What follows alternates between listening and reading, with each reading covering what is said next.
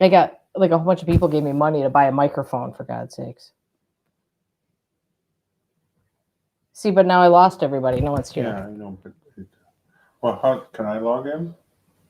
Well, yeah, but you have to take your computer. Where's your computer? Or can I do it from my phone or something? Yeah. Well, yeah, I guess I could log in too. Oh my gosh. You people are amazing. Thank you for hanging in there. Oh my God. You guys, I don't know like how I'm such a technological nightmare. Why something always Did you get everybody back? Well, they're coming back now. Or you got the sounds? Yes, they're saying they hear me. Okay. See. Test. Yeah. Test. Yes, they're all there. Okay. There we go. Bye. All right. Thank you. Okay. Whew. Oh my gosh. Why? I get so sweaty. This happens. I don't know why this happens. Too loud. Oh my God. I think we should just go with it. I will try not to talk so loud. Oh my gosh. Okay. Oh my God. You could hear me after the fact. There were a lot of curse words there, you guys. Sorry. Yeah, so the drunk robot thing, this happens sometimes when I call home and I'm talking to Mr. Muchmore patient on the phone. I'm like, you sound like you're straight out of some sort of weird video thing. Keeps me humble. Oh yeah, technology will do that. Okay. Whew. Seriously, now I'm all verklempt. I am so sorry. You guys are dear, dear souls for sticking with me. Thank you. Okay. Yeah, the plots. Yeah, he comes running in here. I'm sure he's thrilled. I'm like, you're on live right now. He's so, I know. It's okay. I was a transformer. Yeah, that's what it sounds like. I have no wine yet. First of all, it's a little early. Second of all, I'm trying to flush out the system a little bit. Okay. Whew. I'm so glad you guys think this is funny, at least. Okay. All right, let me just talk to you quickly. So this was the big joke. My whole family thought this was hysterical. It's all botanical names. It does have some great botanical illustrations in it too, but it's all botanical names and it's got phonetic pronunciation. So that's really helpful because I never know exactly how to pronounce things, and I don't think there's a big deal. Hi from Croatia. Hi, Nada. I think you were here last time too. Hi. You guys are so kind. I can't tell you how kind you are. Okay. Sullivan, you got it too, right? Did everyone laugh at you for wanting that? Yeah, I still don't say them right either. But it's interesting because it also tells you like what the derivation of the word is.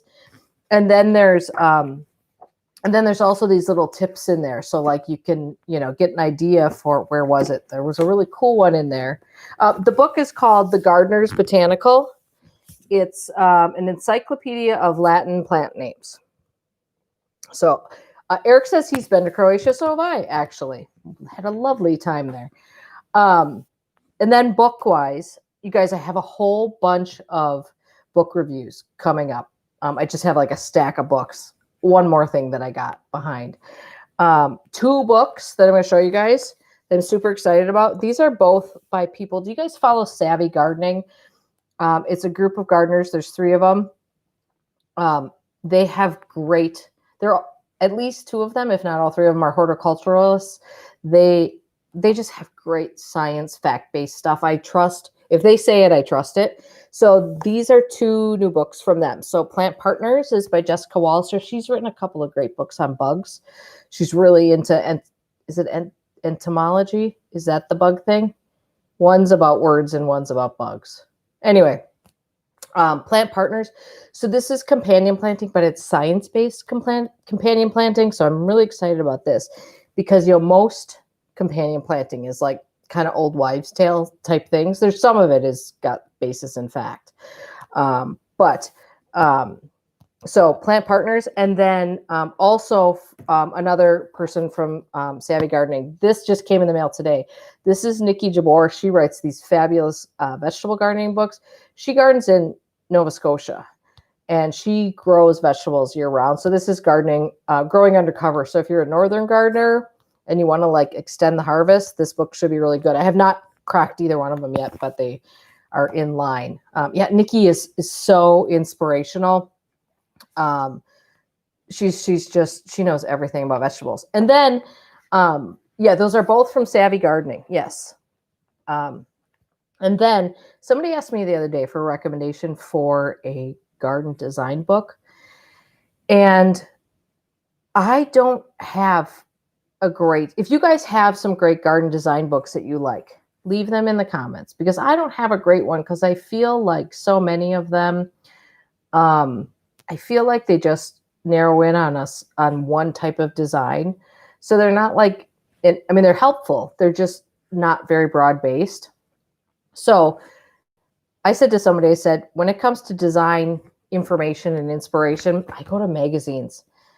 So this, you guys, this is, I don't know if you're familiar with this. This is Gardens Illustrated. It's a British gardening magazine. It's my favorite gardening magazine. I also get fine gardening and horticulture.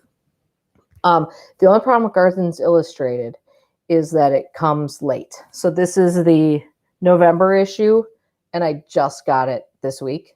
So that's the only problem, is that it's always a little bit late, and it doesn't need to be. They could speed that up, but it's beautiful and it's super inspirational. This is where I find about great plants, and there's always a great design feature in it, because so that's helpful. So that's where I go for design stuff.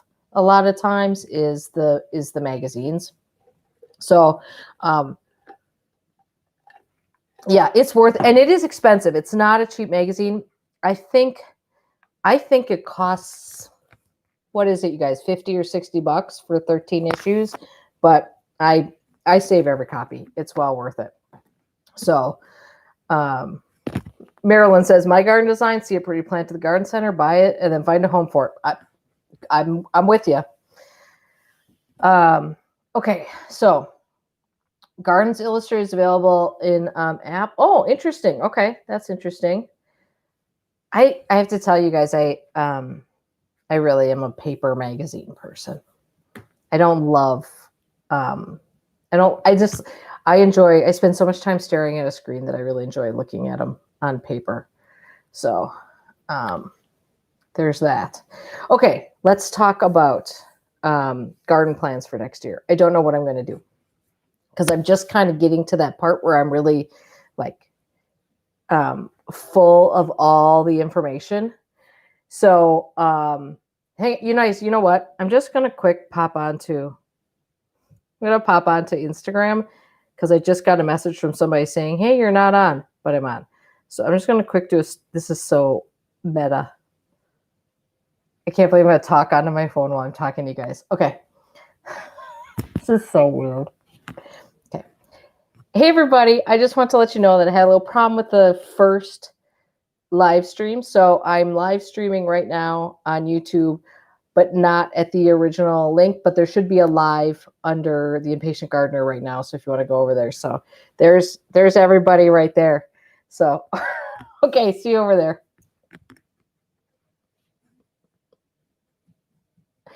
I don't even know what's going on anymore. Okay. So Carla is adding a 16 by 3 foot raised bed. Fabulous. So how tall are you going to make that, Carla? Is that because I assume that's 3 feet wide? So how tall are you going to make that? And what are you going to grow in there? Cheryl says this is better. Life of an influencer. Oh, such a terrible term, isn't it? I was going to try with the computer. That'd be my route here. 30 inches tall for vegetables. Oh my gosh, Carla, that's going to be fabulous.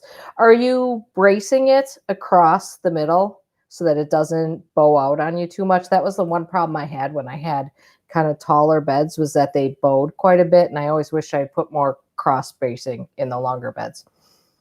Yeah,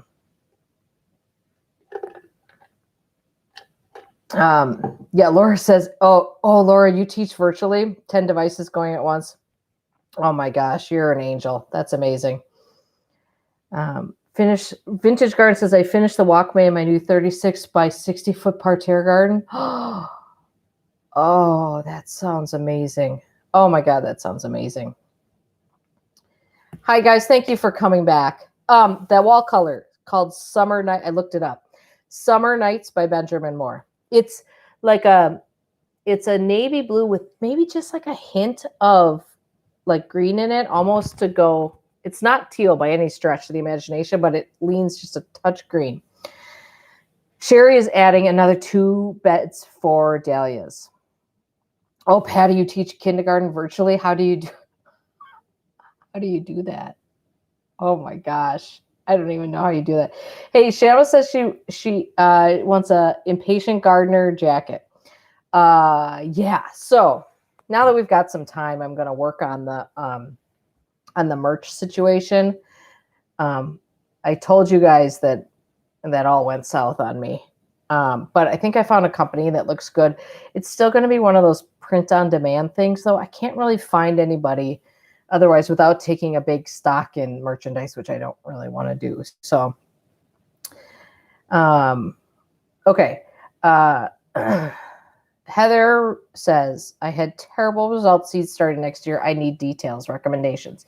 So Heather, specifically, what were your problems? Like things not germinating or things dying after they germinated? Like, was there a specific problem that you were seeing? Because that might be a little bit easier to sort of nail down some of the issues then. Okay, suburban gardening couple. How do you prioritize what you want to do first in your garden plans for next year?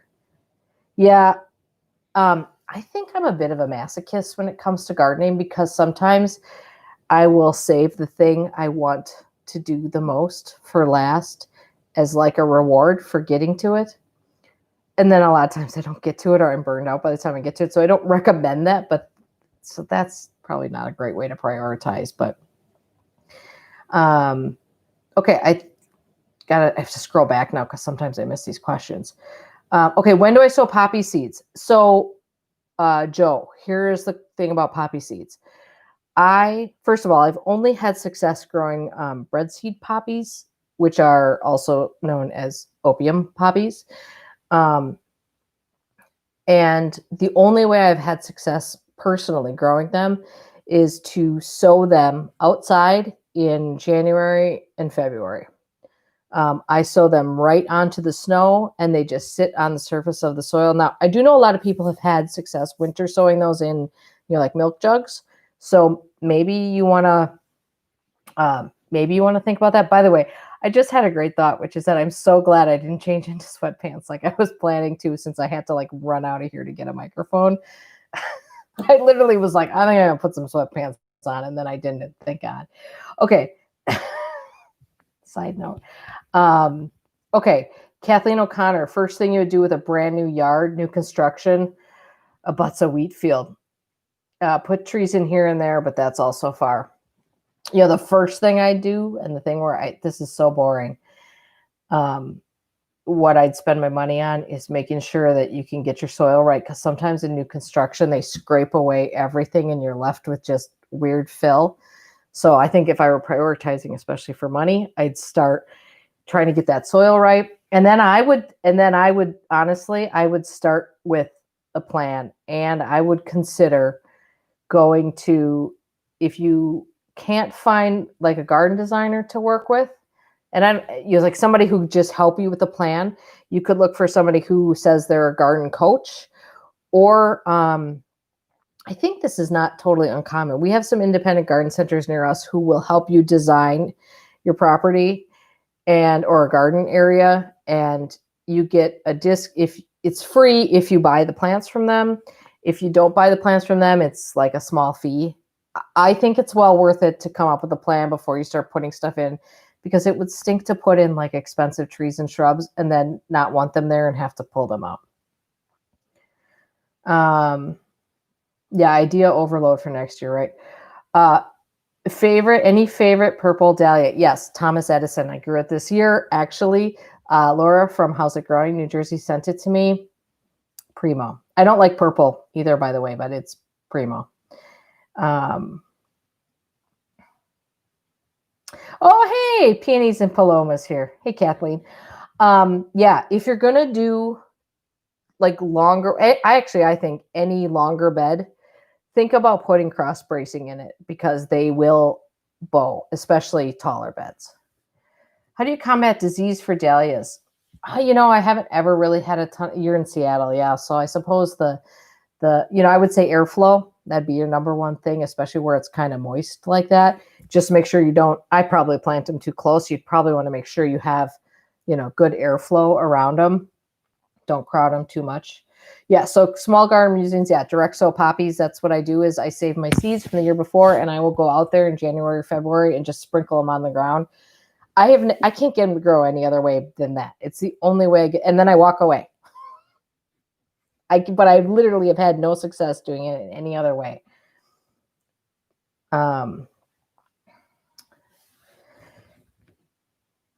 Okay, I just want to go back and catch some of these.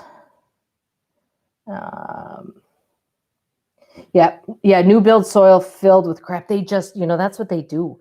Those construction guys, they don't care. They just want it. They don't care. Sometimes you can't even grow grass in that stuff. Easiest seeds to direct sow other than poppies. Okay, you guys, help me out with some of these.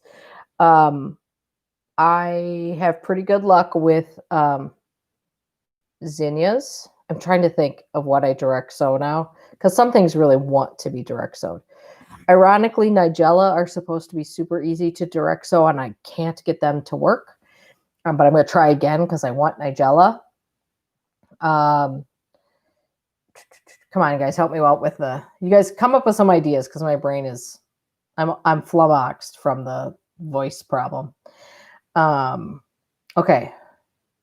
Adding a Tamara or Tamara, sorry, I never know, people pronounce that different ways. Adding a multi-level berm to break up my view across my backyard. That is cool. You know what? I do like level changes in gardens. I think they make it very interesting. I think that's a good call. Oh, yeah. Oh, Broadway Gardener, thank you so much for helping people get back here. I really appreciate that. Calendula, thank you. Yes, thank you, Cosmos. Thank you, guys. There we go. There's some great suggestions. Cleome, yes, that's a great one for direct sowing. Have I ever been able to fudge zone requirements? Yep. I have grown, so I'm zone 5, and I have grown a few zone 6 plants. My best experience with the zone 6 plant was growing my Venus dogwood, but it eventually succumbed. I mean, I think I had it for 6 or 7 years, and it was pretty great. But I think, you push your zones, and you got to understand it's an experiment. I don't mind doing it sometimes. I do think everyone's zones are kind of adjusting a little bit, but you never know. Larkspur. Yeah, I've never grown that from seed. Nasturtiums. Thank you. Yes, the ultimate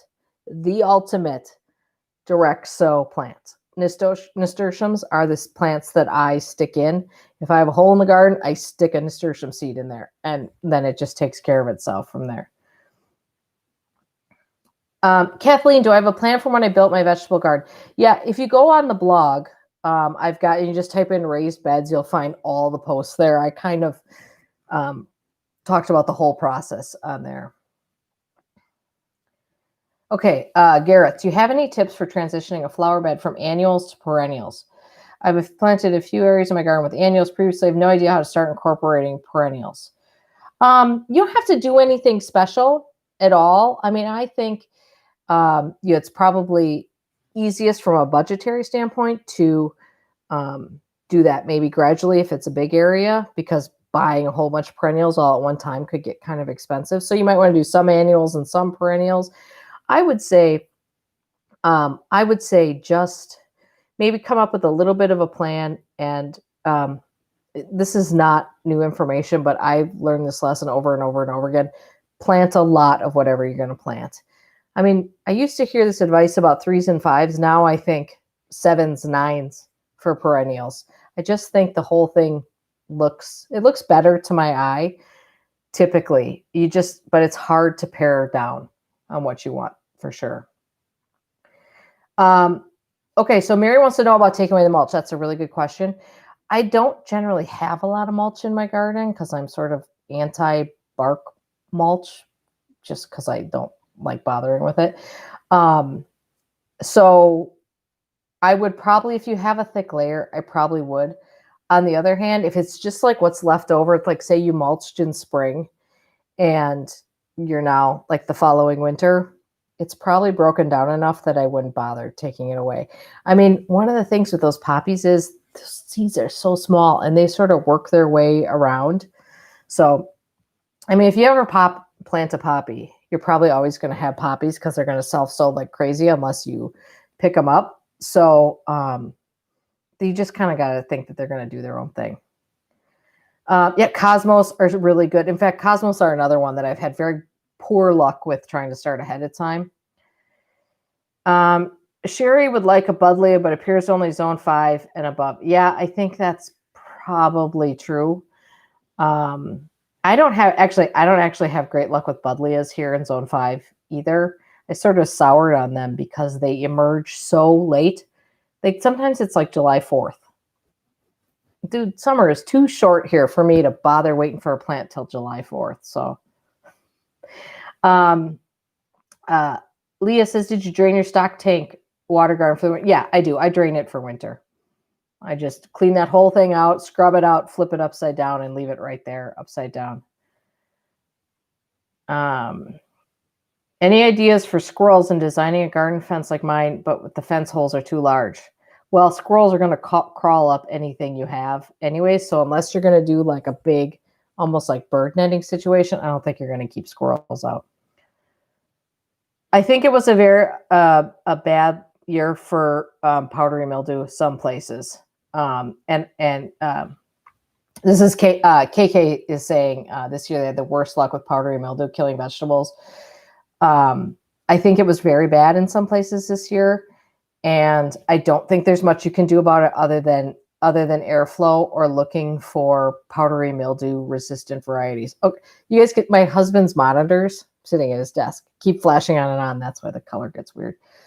Let's see. Okay, so don't have room for 7 to 9 plants. That's okay. Then you just kind of scale it down. That's fine. But I mean, definitely don't plant in ones for sure. Tips for planting in a Rudy garden bed. Okay, so what I would say is I generally don't cut roots that are bigger than almost an inch. That's probably even pushing it.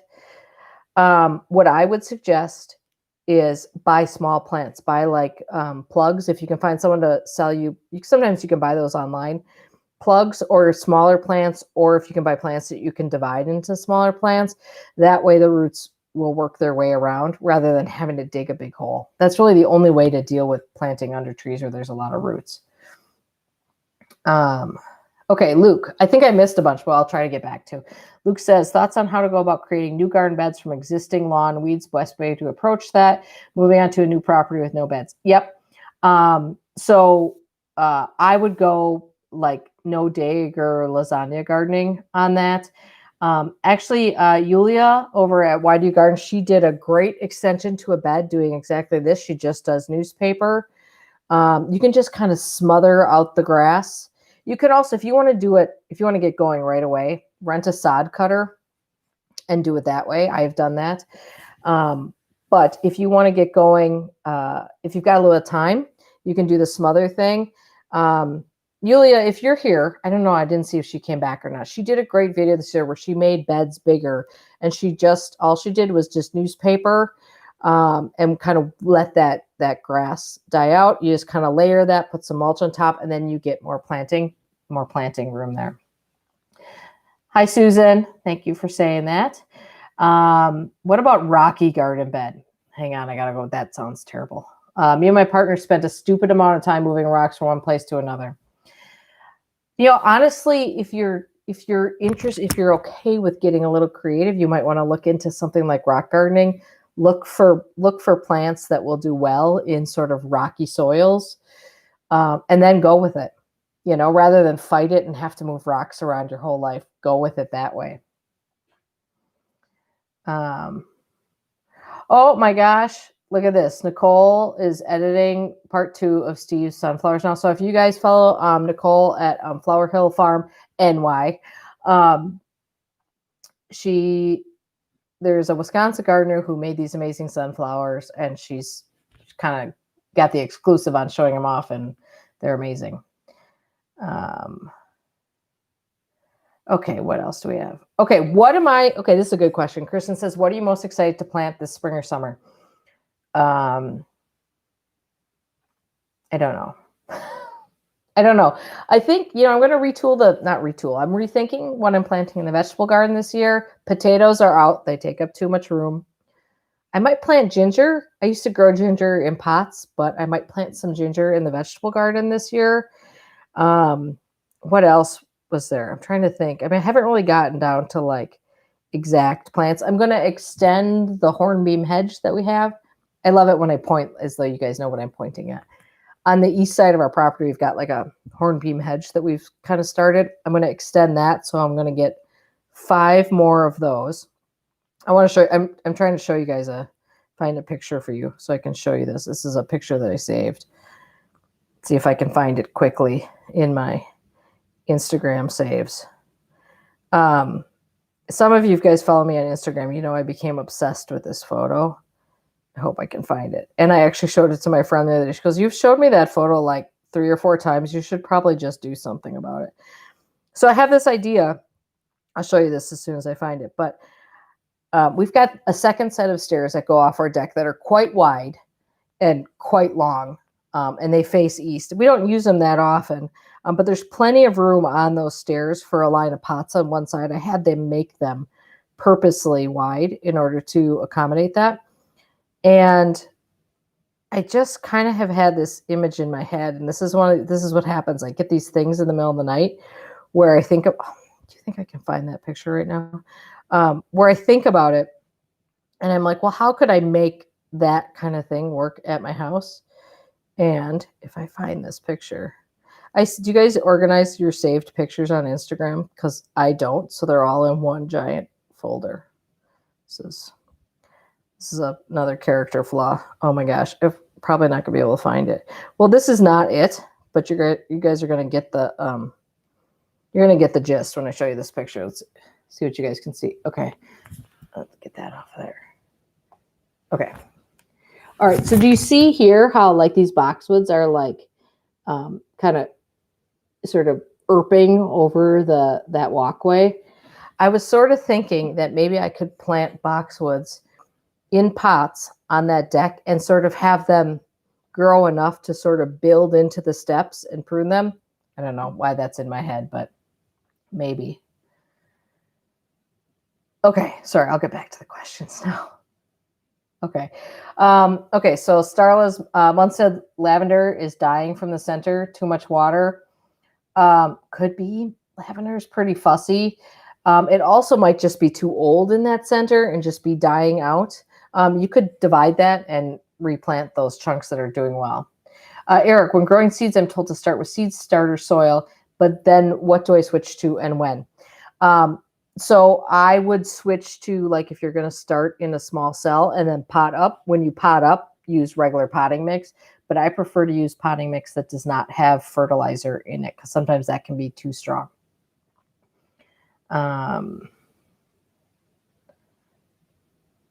Okay, Mr. Rogers Trolley, you've inspired me to try planting dahlias. I went to Swan Island intending to get a couple and wound up with an order of 13. Whoops, that's what happens with dahlias. Kathleen, you said you didn't get all your bulbs in the ground. Can I keep them for next year? Probably not. They don't generally store very well. If you can get in the ground at all, if there's any way you can get them in the ground, get them in the ground, or else maybe throw them in some pots and try to grow them that way because they're probably going to be a loss anyway. I mean, they might be okay, but either way, you're taking a risk.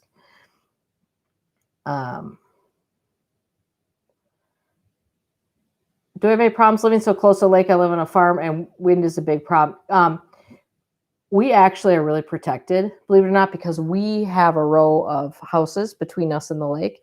And then we're actually at the bottom of the hill on the west side. So actually we're really protected from the wind here. Our neighbors who live on the lake have to be very careful in what they select to grow on the east side of their houses because they'll just get pummeled by wind. Heather, why not start seeds in a bigger pot? Hey, that's a really good question, actually. So one of the problems when you start seeds in bigger pots is that it's very, very, very easy to overwater them. So what happens is, even if you keep the soil just moist, it just leads to root rot because there's just too much moisture in there for that tiny little root system. So that's typically why you see people starting seeds in smaller cells or smaller pots, or and then working their way up. That way. The exception to that is things like vines. Most vines that I grow from seed, I start in like a 4-inch pot, and they'll stay in that pot the whole time until I plant them in wherever they're going to get planted. Let's see. Yeah, so Cheryl says she's going to try Yulia's method for a new gardening bed. Yep, it's perfect. How much earlier can you sow seeds with a heat mat? It's not as much about sowing your seeds earlier. What it is that a lot of seeds need a certain amount of heat to germinate. So if you're going to start early inside, sometimes you need that extra bottom heat in some way. It doesn't have to be a seed mat. You can stick it somewhere else. But sometimes you're just never going to get things to germinate if they don't have, like, some things want to be at like 70 degrees to germinate. And then they want to be, after they germinate, then they don't want to be that hot. So you have to kind of work with the temperature a little bit. Any particular online or hard copy resources you would recommend for diagnosing diseases pets? That's from Dawn. That's a really good question. I will tell you that Jessica Walliser, who wrote this book about plant partners, she has a very good book about bugs. So that would be great. I'm trying to think of plant diseases. I'm sure there's a book for that. I typically, honestly, what I'll do is Google that with an .edu, so I get university sources in the results. Starla wants to know how wet my winters are. Kind of wet. This year we haven't had any wet at all, but like, I don't know. Nothing extreme in either direction. Okay, Heather had trouble moving her seedlings. So like when you're potting them up, so that could be a situation where you maybe did it, or like moving them outside, that you have to go super, super slowly on. It's called hardening off. You have to go very, very slow because if you give them too much sun or too much exposure outside too quickly, they're dead. It's probably one of the harder parts about starting seeds is the hardening off process. Leah, what vines do I grow from seeds? Thunbergia. In the past, I've grown that. This year, I grew purple bell vine, which I absolutely loved. Purple hyacinth bean. I like growing annual vines from seed a lot. Cup and saucer vine, another great one. Sweet peas.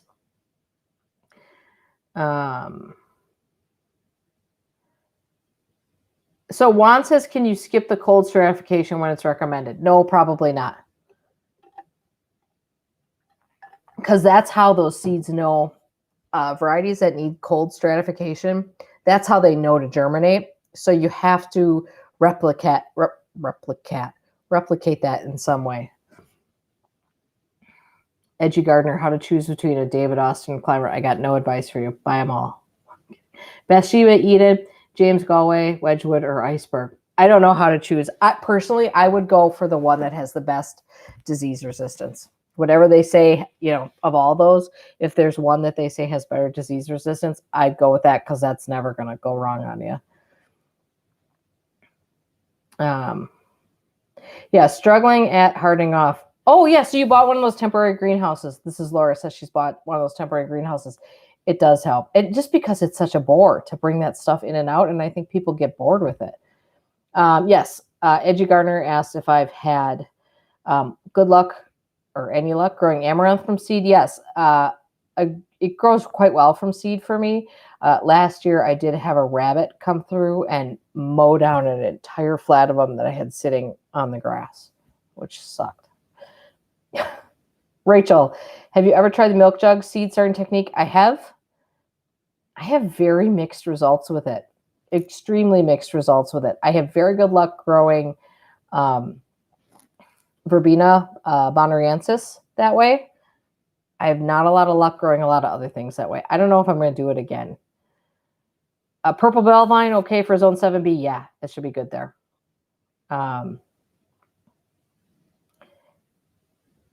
Yes, so Tinker's wife is talking about the cold stratification as well. Yep, dormancy won't break. How deep should you plant a bare root rose? It depends where you live. So here in zone 5, it also depends if it's an own root rose or a grafted rose. If it's a grafted rose and you're in a colder zone, you want to plant the graft about 2 inches below the soil to help protect that graft. So it actually feels like you're planting it very deeply. If you're in a warmer zone, you don't need to do that. Any thoughts on cutting gardens? How much planting area per seed packet? That's a great question from Terry, and I'm hoping somebody else can help because I don't have a lot of good information on that. I go a little, I mean, the thing with cutting gardens is that sometimes people, it depends what you're looking for. So sometimes you will plant things a little bit closer together so that the stems stretch because they're searching for light in there, and so that you get a longer stem because that's desirable for some cutting gardens really looking for that. So I think that it's common to plant things a little closer together. But by the same, oh, here, Nicole, can you answer that question about spacing for cutting gardens? That's Nicole from Flower Hill Farm. Where do I store my dahlias? I store them in the coldest corner of my basement against the cinder block walls, which is still a touch too warm, but I sneak by. Something is eating my hydrangea leaves, not a slug, holes everywhere. I don't know what that would be. That's interesting. I've never had that problem. Yeah, so Lacey says a bit closer than the recommendation on the seed packet. Favorite thing to do in the garden, favorite first thing to do in the garden in spring. I'll do anything in the garden in spring because I'm so happy to be out there, including weeding. But I just love just sort of anything I can do. The first time I'm able to dig my hands in the dirt, there is nothing better than like digging in the dirt. It's the best to me. It's like rejuvenating. Oh, Gareth says could be leafcutter bees. So edgy gardener, you can have between cool or dark. So what I would do is I would choose the cool and create the dark by whatever you store them in. Keep them dark that way.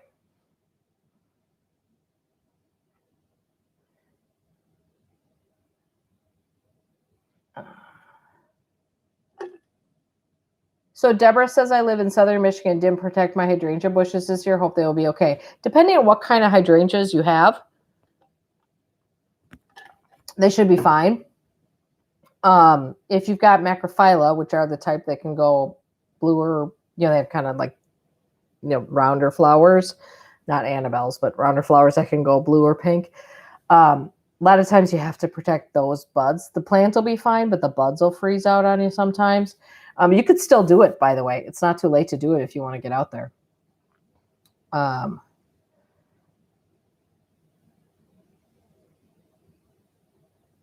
Buy water in the gallon jugs and use it for winter sowing. Yeah, that'll work too. I think I did that too, actually. No, so Nimrod asks if it's better to plant the bare root rose deeper even if you live in a warmer climate. No, I don't believe it is.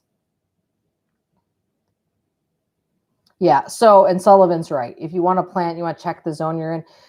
Any place you buy a bare root rose from will probably send pretty specific planting information.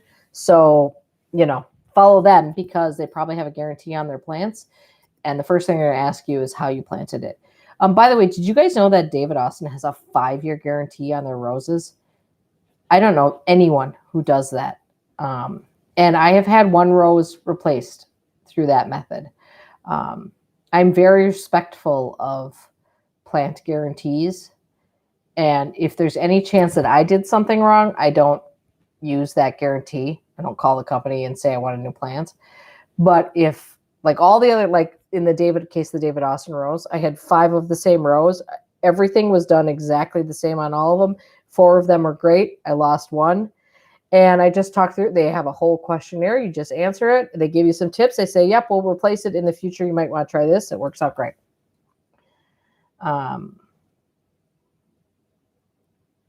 Diane, she says, how did your fruit trees grow this season? Will you expand? Generally pretty good. I only got one pair. That's a pollination problem that I have to solve in some way. I bought that pear because it was supposed to be a pollinator for my Asian pear was supposed to work with it. Well, they didn't bloom at the same time. So that obviously is not a good pollinator then. So, but somebody last time recommended that I just get like a branch from somebody else's pear tree that's blooming at the same time and bring it over, which I think is genius. So I have to work on that problem. I would love more fruit trees. I would love to do more fruit trees. It's very fun.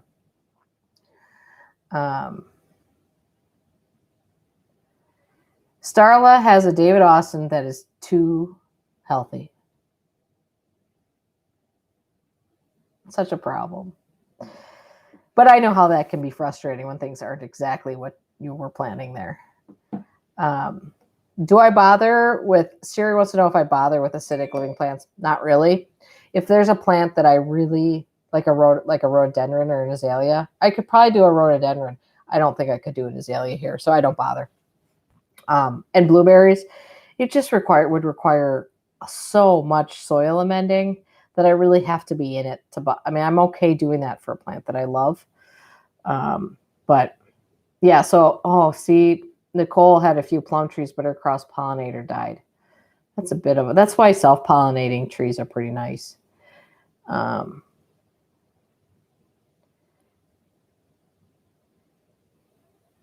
Yeah, so Small Garden Museum says I bought some gardener's cloth to cover my hydrangeas in case of a late cold snap. That can help. Dawn, I think they only, as far as a zone limit on the David Austin guarantee, check their website. But as long as the plant is listed for that hardiness zone, then that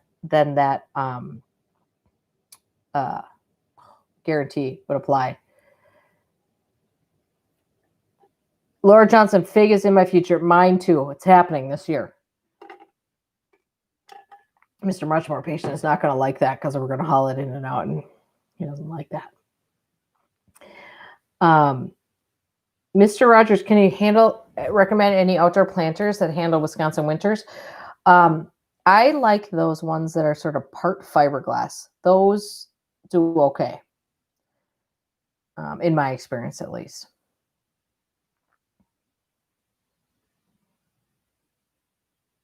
So, Eleni, I hope I'm pronouncing that right. Last year I tried watering all my seedlings from underneath, but the top always dried out. I would have them in water for 15 to 20 minutes, never seemed to come to the top. So something that happens sometimes when you plant seedlings is that you almost get like a crust on the top, and then that dries out and it gets almost hard. One of the things that I do to prevent that is I put vermiculite on top of most of my cells or soil blocks, and that keeps that moisture in that very top layer. And then when you do your bottom watering, it should make it all the way up to the top and be okay. Susan, do you have hellebore? And if yes, when do you expect yours to bloom? Yes, I have some. Mine bloom late, like late April, May sometimes. It's probably the variety I have, but it's just there's no winter blooming hellebores in my yard. Nothing. I'm trying to think the very first thing that I see blooming. When that would be March, probably. Oh, somebody asked earlier about snowdrops. I have planted a few snowdrop bulbs, but what I really need to do is buy some snowdrops, what they call in the green, because that's the best way, I think, to establish them. Hoping to get some of these bulbs going to establish them and then spread them around because they're so charming.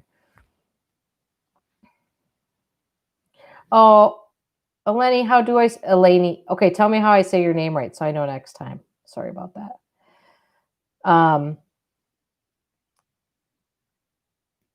So Nicole says Glory of the Snow is first for her. So that's a hellebore, I'm assuming. Edgy Gardner, I ordered peach foxglove seeds from Eden Brothers. Should I start them in jugs or flats? I start foxglove usually in soil blocks or cells is how I do them. And that's how I've had the best luck with them. But like I said, my winter sowing jugs is very sketchy. Yeah, Laura said we loved your outdoor Christmas Christmas. Yeah. We got that fire rolling and we just stayed close to the fire. We got enough time to do a little gift opening and a quick toast. And we all got to see each other and it worked out just fine. Oh. So Nicole, you were talking about snowdrops or a tiny crocus. I'm like, sorry, I didn't know what we were talking about. I'm talking about too many things.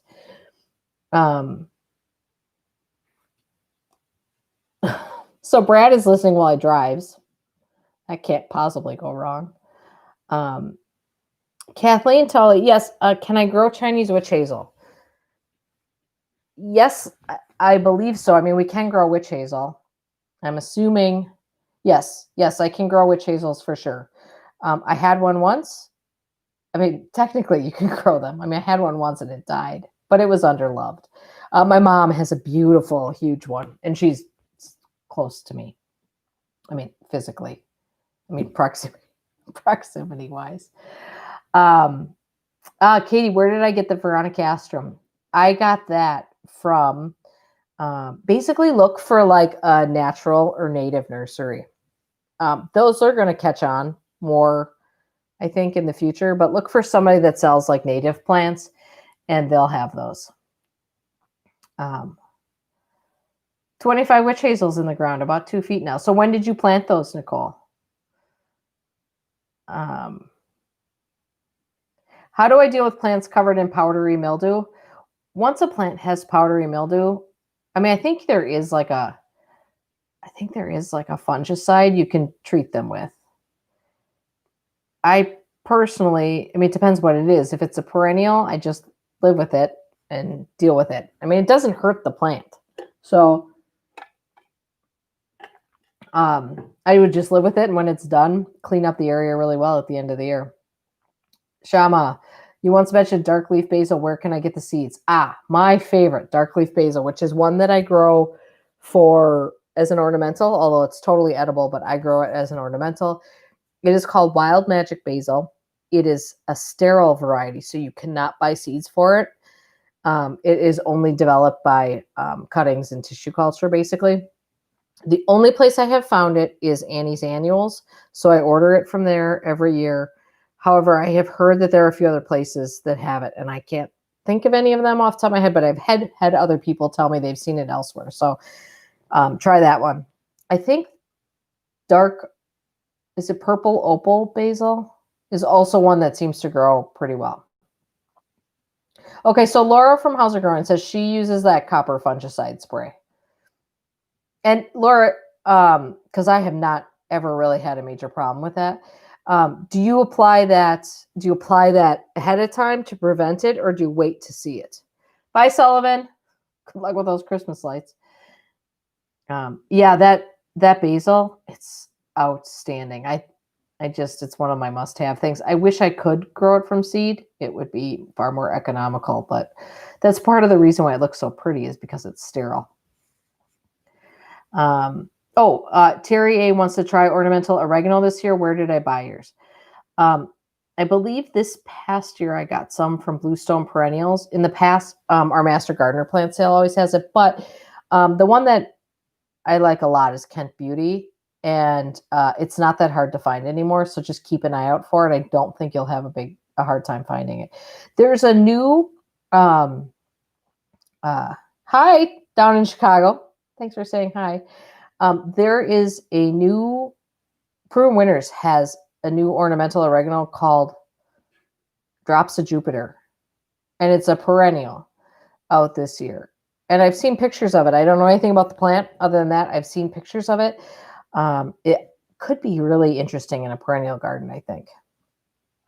I have tried to bring that basil inside. I have had no luck with it, but I'm not a good tender of plants inside. Kent Beauty for 7B. Yep, be perfect there. In fact, Laura, you grew Kent Beauty this. Laura, how's it growing? You grew Kent Beauty this year, right? And you're 7B, aren't you? Daisy says, thinking of taking Master Gardener class in Michigan State is offering. Would you recommend taking one? Absolutely, absolutely. You learn, you learned a ton, but even better than that, you get connected with gardeners, which is fun.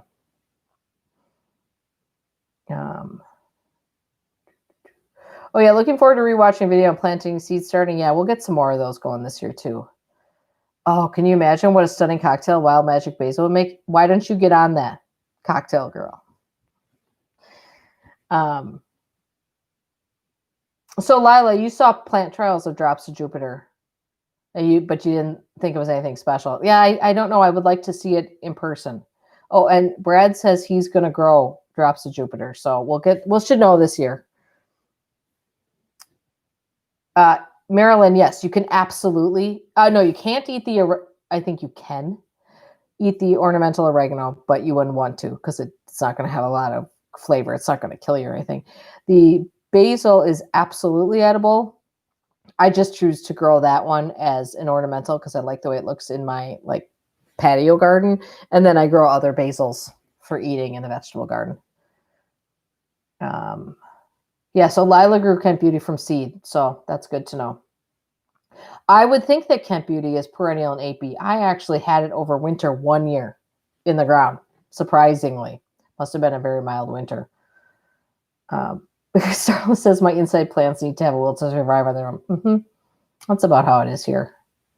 Oh, winter aconite. Yes, Joyce, you are right. Winter aconite is probably the first thing that I see blooming in my garden. Yes, thank you. See, I can't even remember what grows in my garden anymore. Deb, I just saw Jewels of Opar. I saw them on Florette's list. They haven't started their sale yet. I think it's in a couple of weeks. I saw them there. Check Select Seeds too. I'm pretty sure I got them at Select Seeds last year. I think Select Seeds opens up their new offerings on January 1st. Oh, and someone says Johnny's has it too.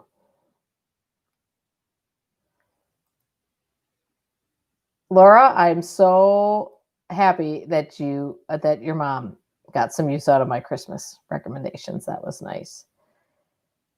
Curious Culture Beekeeper here. Oh, I don't really want to be a beekeeper. I just want a beekeeper to live next door to me. We do have actually somebody who keeps bees down the road, so we do actually have pretty good pollination here. But I don't get any free honey. I feel like I should. I'm feeding them. Okay, so I just want you guys to make sure that you don't miss this. So Laura from How's It Growing, this is about the powdery mildew. She says she usually waits till she starts seeing some sign of it, but not very long. She says, once I see a spot, I spray them and then do it every couple of weeks. Laura, Nicole, you can grow Jewels of Opar, right? I was told it's going to reseed everywhere. I grew a lot of it last year, and I was told it's going to reseed like crazy. So we'll see. Yes, see, Dawn says Jewels of Opar coming everywhere. Yeah, someone told me once you have it, you are never getting rid of it, which is fine with me. It's quite charming. Deb, Florette's going to show everything out of stock right now because their seed stuff isn't open. So just put it in your wish list and then make sure that if you want something from them, go and buy, go that day and grab it out of your wish list. Yeah, see, lots of people saying once you plant it, you never plant again. I guess I probably won't buy seeds because I assume it's just going to be everywhere and I'll just move it around if I have to.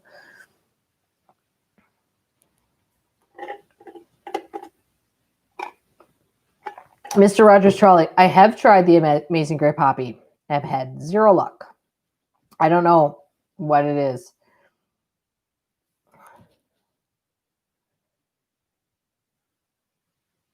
Yeah, so Betsy says get a reminder for your phone. I think especially this year, that's going to be really important to just pop on there immediately.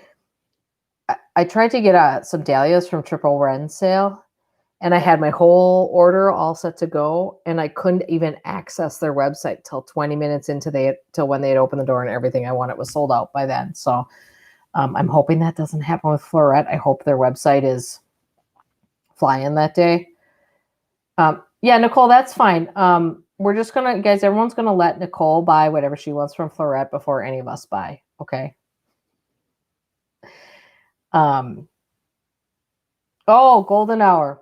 Do you know I had that last year? So golden hour zinnia, I had it last year, and I don't think any of them grew, or I lost track of them.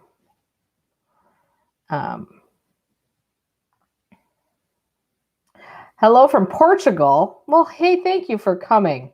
Yeah, see, everyone says let Nicole buy first. It's fine. Yeah, and Sullivan is mentioning that a lot of other places do have many of the varieties that Floret offers. So, you know, don't give up hope if you can't get it from there, or feel free to look elsewhere.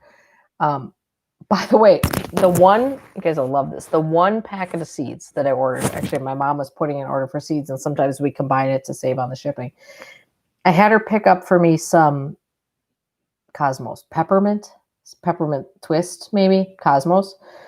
And I wanted a lot of them, so I had her give me 2 packs. And she was ordering from Park Seed. There was 25 seeds or 20 seeds per pack for $4.50 a pack. She ordered them, and then I went to the Junk Seed website, and they had 50 seeds for $1.50. Isn't that the way it always goes? Unbelievable.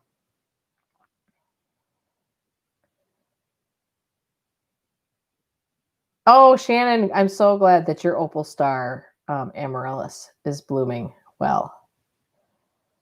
Yeah, Cheryl, you know, the thing with the monarchs, I have to tell you, I just think the monarch, I wouldn't think it's anything to do with your milkweed. I think it's the monarch population it's in bad shape. And I think sometimes I wonder if it takes them a while I don't know how that works with their migration routes and where they're going to be, but it might take a little bit, you know.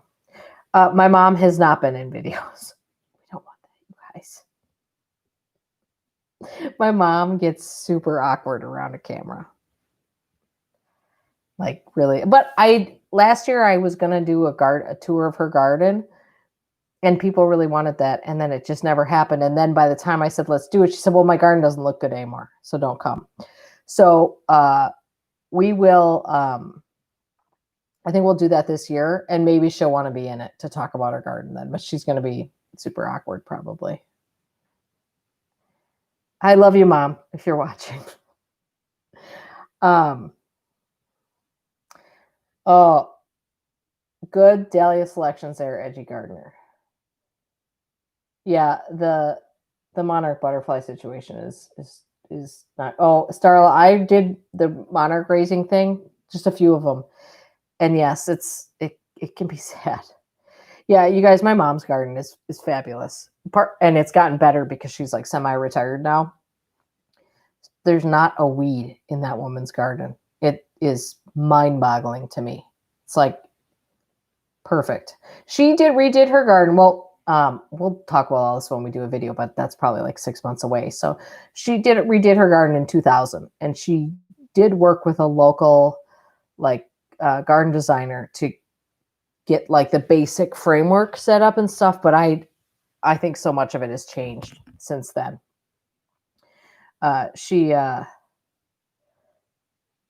Oh, Laura, that yellowish snapdragon.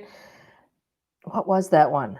It bloomed forever. So in terms of, well, I think Nicole would tell you this too. In terms of like bang for your buck, that freaking snapdragon bloomed from, was probably one of the first things I could cut all the way through till almost freeze.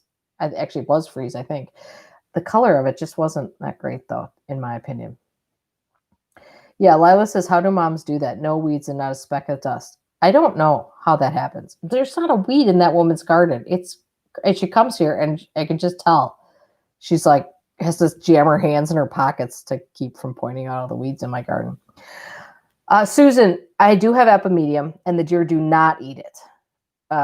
Love it. In fact, I'm adding a whole bunch more epimedium this year in the new garden area. Love it. But those are good plants. So Deb wants to know what my plant nemesis is. You mean like something that you find hard to grow? For a while, believe it or not, it was zinnias. I couldn't grow a damn zinnia. I can't. You know what it is? It's Nigella. It's those things that bug me when people say they're so easy to grow, and then I can't grow them. It's Nigella. This is the Nigella year. It's gonna happen this year, you guys. That's what it is. Oh yeah. And Terry says ordered 3 amaryllis from Longfield Gardens. Those bulbs have been amazing, just amazing. Sullivan says, have I seen Amber Queen epimedium? Is that one of the ones with a really long leaf on it, Sullivan? I'm trying to think if I've seen that one. Bachelor buttons. Will you grow stinky but pretty plants? Yeah, I will. You bet. You know why I grow stinky but pretty plants? Because if they're stinky, the deer definitely won't touch them. So I probably grow a lot of them, actually.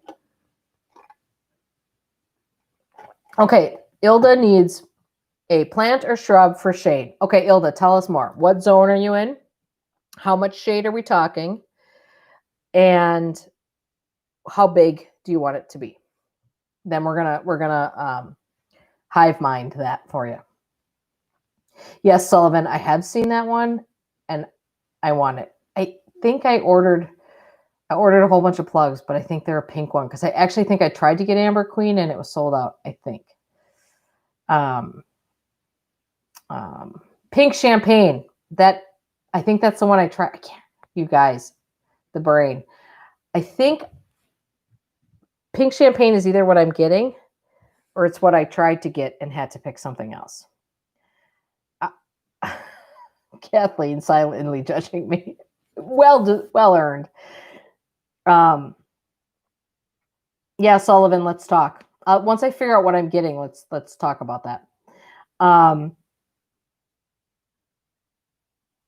Nicole, I am a little relieved to hear that you had a tough time with Nigella too. That makes me feel a little bit better. Okay, Amy, looking to conceal a fence with plantings under large maples in heavy shade. Oof. So you need something that grows kind of tall. You know, that dry shade is tough for tall plants. Let me just stew on that one a little bit. Okay, Ilda, total shade for corner space in Portugal, no snow zone. What do you guys think Portugal is? Probably like zone 8, maybe. How big do you want it to be, Ilda?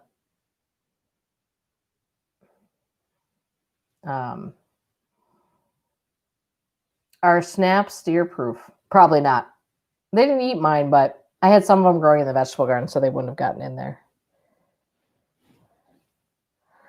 Oh my gosh, this is hysterical. You guys, this is what Leah says. She says, I used to sneak in and weed my daughter's garden, but since COVID, son-in-law works from home, I can't do it anymore. She can't figure out why your garden had so many weeds last spring. That's actually hysterical.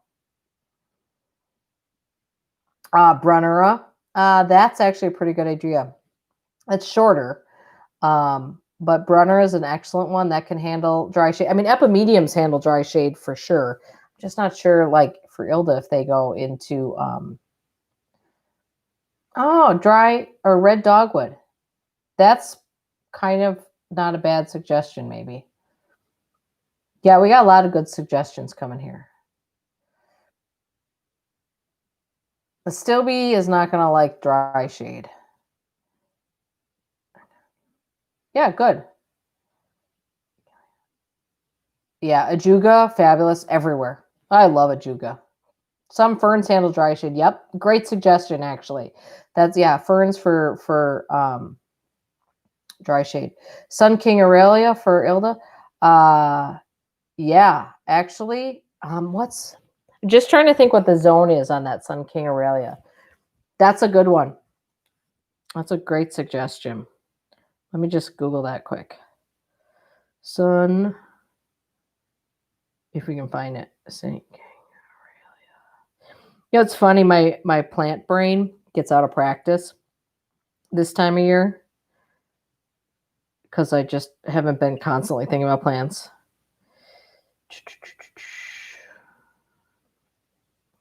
Really? Okay, so yeah, Sun King really is up to zone 9. I bet you that would work. Oh my gosh, this is so funny that people's mothers sneak over to their houses and do stuff. That's great. Deborah, I'm the daily queen.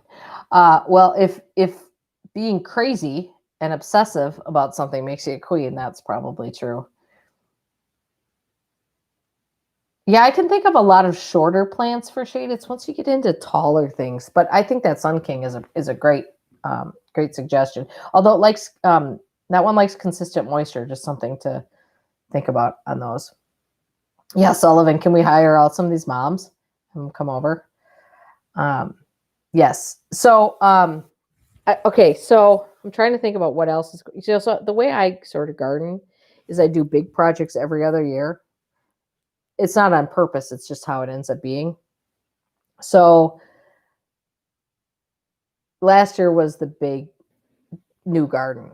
By the way, well, I think I'm going to talk about this in a video soon, but it was a bit of a blessing for me this year to have, no ability to have people come over to my house, because it just freed me up to just work at my own place in the garden. I mean, I would never want to go through this summer again as far as like a pandemic, but there were some blessings there. And one of them was that I didn't feel a need to like rush anything, and I was able to enjoy the process a little bit more. I really kind of appreciated that. Kim Vega, yeah, Thomas Edison.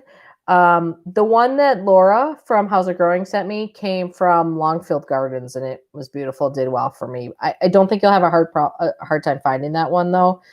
I think it's pretty popular. By the way, you guys, if you're into dahlias, this kind of went up right before Christmas, so you might have missed it. I did put a post up on the blog. It's the last post that's up on the blog now, which is sort of like dahlias for specific circumstances. So I basically went through, it is a partnership with Longfield, but I went through the Longfield selections and I picked 3 dahlias for different circumstances. So like if you want to attract pollinators, if you want to grow in containers, if you have an all white garden. So that might help you if you're looking for some dahlias. That might help you. Okay, hang on. I got to scroll back up because someone was asking me. So what is my current biggest gardening challenge? Landscaping around here around the perimeter of the house. Ugh, I'm sorry about that. That would stink. Fortunately, I've been here long enough that I've undone most of the nasty little bits that have been left behind. I'm trying to think what my biggest gardening challenge is. I don't know. I mean, I'm pretty lucky in terms of having things relatively dialed in. I mean, I think it's probably always the deer. Those are frustrating. Yeah, Starla, that washout was not great. Bye, Yulia. Have a good Zoom. Okay, so I need an idea of how to conceal a transformer in the backyard. Texas Zone 9. 10. It must be 10 feet in front and 3 feet on the side. When I think about I mean, you have to leave access to it, right? Some way when you're concealing like an electrical box or a transformer or something. I mean, my thought is always, I like the idea of like layered grasses in front of those things, if that's your style. Because those you can leave, I mean, they'll be standing there mostly all year.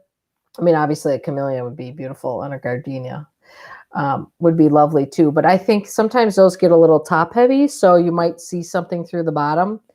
I don't know. That's always my inclination is to go like tall, upright grasses first, if you like that style. Some people don't care for that. Okay. Yeah, I have to tell you though, when I drive through the city where I work, it's still a small city, but it's a city. It's, stores on either side in the main drag. I can't tell you the number of times I have to stop for deer. It's crazy. Oh, voles. Okay. I don't know what to tell you about that, except that I have heard that people have had some luck with some of those. I think Bonide makes a product, Repels All. is one thing I've heard for voles. For things that they really, really love, I've heard of some people having luck actually planting in a structure so they can't get in there or they don't like it. Voles are like my worst. I cross my fingers that I don't have voles. They're just terrible. Okay, Blue Moon Acres. Can I name some prolific dahlias? For me, if you want most bloom bang for your buck, I like the singles. I think the singles, for me, start earliest and grow all the way through. And as long as you keep deadheading them, there are new flowers every single day. I mean, bar none. And I would say they are probably the most prolific plants maybe in the entire garden at that year. So I like the singles a lot. I also like, and so I use my favorite singles right now are the HS series, stands for Happy Single. And some of the ball dahlias, as long as you keep up with that deadheading, those ball dahlias, a lot of those do really well too. I would deadhead every 3 days. Every 2 or 3 days. I happen to love deadheading, so it's no problem for me. But I think that's how you keep those blooms really coming. Okay, I'm going to try to answer these last few questions and then pop off because once again, you guys, I always intend for these to be about 45 minutes long. And then I have these incredibly embarrassing technical glitches. And I'm like, well, I can't cut it off after 45 minutes after we just spent 15 minutes with me signing and swearing. And lovely Eric from Garden Fork, who was always so helpful, texting me saying, you got to connect your microphone. He's a sweet person. He's nice that he's watching out for me. Oh, by the way, I just saw somebody say, check on your dahlia tubers. It is on my list for tomorrow. I got to go down there, check them. I will take my little spritz bottle and spritz them if I need to, if anything's seeming a little dry in there, just to keep that humidity going. So Betsy asked, I'll just quickly try to run through these. If I start my dahlias in pots, they're easy to transplant. Super easy, no problem. I mean, they're fully hardened off by the time, because just to run through how I do it, I start them inside, I keep them inside, I don't water them until they sprout, because the moisture that's in the soil mix is plenty, until they sprout. Once they sprout, I move them outside to my temporary greenhouse, which obviously manages the heat situation a little bit. And so they are technically acclimated to certainly the sun from the get-go, so I don't have to worry about frying them in the sun. And then I gradually leave that open more and more and more, so they are fully acclimated by the time I'm planting them in the ground. So if you are going to start dahlias in pots, you just still have to go through that hardening off process. But the way I do it, they're going through it the entire time, so I never have to worry about that transition, and they transplant perfectly. Yeah, single flowers usually require less staking. Yes, I love a dahlia that's in that 30-inch range is perfect. 36, often you have to go 36. A lot of those will stand up on their own too without any sort of flopping, or like you can use a small little, just prop a little bamboo stake in there. It's like minor staking. All right, good. Okay, everybody, I'm gonna how am I treating my service berry, the rust problem? I don't know. All of the service berries in the area had terrible rust last year, like across the board, everyone I spoke to. I don't see it's cedar apple rust, or there's a bunch of rusts in that family. I don't know what I'm going to do. I got some time to figure it out and to think about it a little bit. Okay, guys, I am going to, right. Eric says he loves free dahlias. He's got this neighbor who always is throwing dahlias at him. So that's where Eric gets his from.